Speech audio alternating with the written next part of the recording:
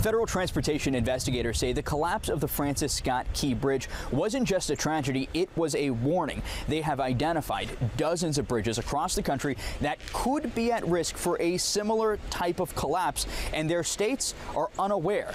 Now, those investigators are urging action. A massive cargo ship and a direct hit. In just seconds, the Francis Scott Key Bridge crumbled into the water, taking the lives of 6 people.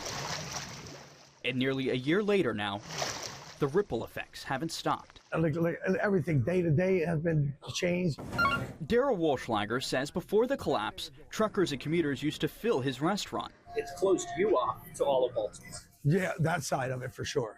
The impact stretches beyond his business, hundreds of nearby shops applying for hardship grants. The Key Bridge was a major artery, a lifeblood in many ways to this community. And the collapse wasn't just a local disaster. It sent shockwaves nationwide. Whenever there's a crash, we all don't sleep that night. And we're like, what could we do different? Thank you for joining us. National Transportation Safety Board investigators say a risk assessment could have alerted Maryland officials to the Francis Scott Key Bridge's vulnerability. Their report shows the bridge's collapse risk was nearly 30 times higher than what's considered acceptable. But it was built before such assessments were required, and no recent evaluation had been done. Had they done that, the collapse could have been prevented. Now the NTSB is recommending that 68 other bridges across 19 states perform vulnerability assessments, including the Golden Gate Bridge in California, the Crescent City Connection in Louisiana, the Tobin Bridge in Boston, the Talmadge Bridge in Georgia, and the Memorial Bridge in New Hampshire. What we are telling bridge owners is that they need to know the risk